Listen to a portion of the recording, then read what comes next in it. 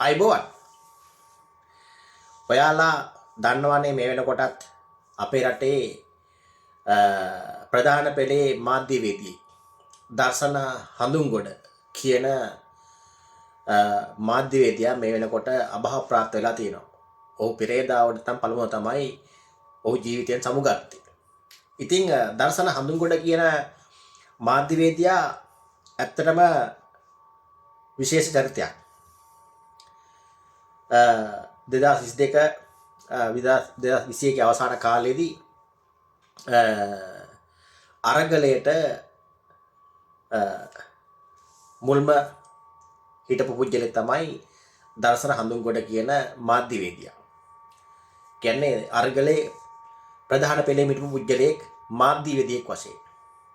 ඒ දවස්වල රාජපක්ෂ කඳවුරට එනවා පොහොට්ටුව කියන දේශපාලන සංවිධානයට ඉතාමත් ප්‍රබල විදිහට විවේචනය කරපු පුජ්‍යලෙක් තමයි දර්ශන හඳුන්ගොඩ කියන මාධ්‍යවේදියා. අපි ඔහු ඉතාමත් ප්‍රබල විදිහට ඒ දේශපාලන පක්ෂයට විවේචනය කරා, අවලාද ලැබුවා. ඉතින් විවිධ දේවල් ඔහු ඒ කාලේ කරා. ඒ දේශපාලන කඳුළු විරුද්ධව.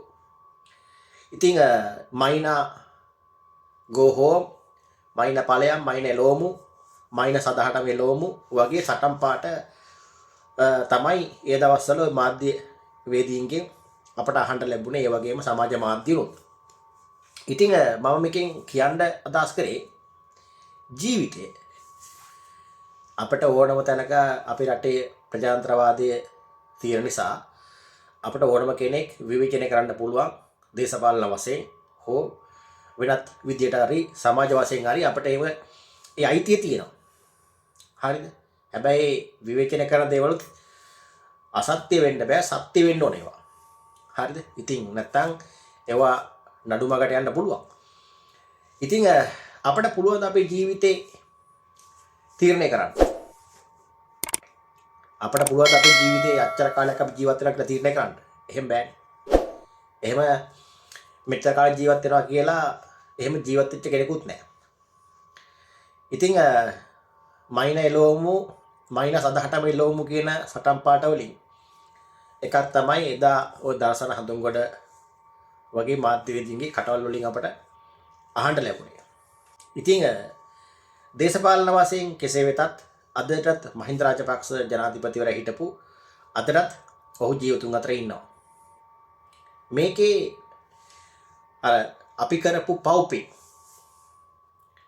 අපි කියන්නේ හොඳ නරක විදියට තමයි තමන්ගේ ජීවිතේ ඉස්සරහට යන්නේ.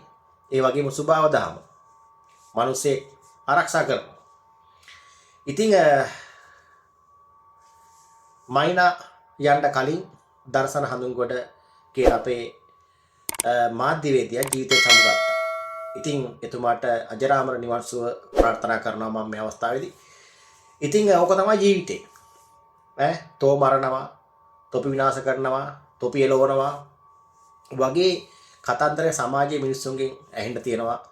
සමාජ මාධ්‍ය වෙන්න පුළුවන්. දේශපාලන වශයෙන් වෙන්න පුළුවන්. හරිද?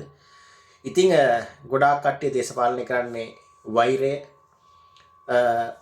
තියාගෙන තමයි ගොඩක් කට්ටිය දේශපාලනය කරන්නේ. හැබැයි ලොකු එහෙම වෛර කරන්න යාලා හරි මිත්‍රශීලී. ඉතින් දර්ශන හඳුන්ගොඩ කියන මාධ්‍යවේදියා මේ වෙනකොට ජීවිතය සම්වරගෙන ඉවරයි. හැබැයි මහින්ද රාජපක්ෂ ජනාධිපතිවරයාත් ඒ පවුලේ සියලු දෙනාමත් සතුටින් අද අපේ රටේ ජීවත් වෙනවා. හරිද?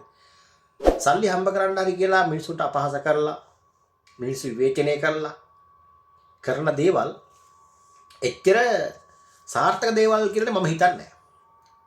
මොකද මිනිස්සෙක් විවේචනය කරනගෙත් ලොකු පවක් ඒක බුදුදහම පැත්තෙන් ගත්තා. හරි? මේ මම දැක්කා නාම රාජපක්ෂ මන්ත්‍රීවරයාත් ඔහුගේ දෙහයට අවසන් ගෞරව දක්වන්න ගිහින් හිටියා. ඉතින් ඒක දේශපාලන වශයෙන් ඒක සමහර කට්ටිය ගන්නවා ඇති ඒක විවිධ ක්‍රමවල. හැබැයි ඒක මම හිතනවා නාමල් ඇත්තටම මනුස්සකම තමයි ඒතර පෙන්නලා තියෙන්නේ. වෛරය නැහැ කියන එක තමයි එතන පෙන්නලා තියෙන්නේ. ඒ කෙසේ වෙතත් අද දර්ශාන්දුගොඩ මහත්මයා අපේ රටෙන් සමස්ත ජනතාවගේ සම්වරන් ඉවරයි. එහෙනම් එතුමාගේ වීඩියෝ පටයක් තියෙනවා. අපි ඒකත් නරඹලා මේක අවසන් කරමු. බොහොම ස්තුතියි. අයින ගෝගමේ ඉඳලා අද ගහන දලාව අද ලේසි යුනියන් පොස්ටල මම හරකලේ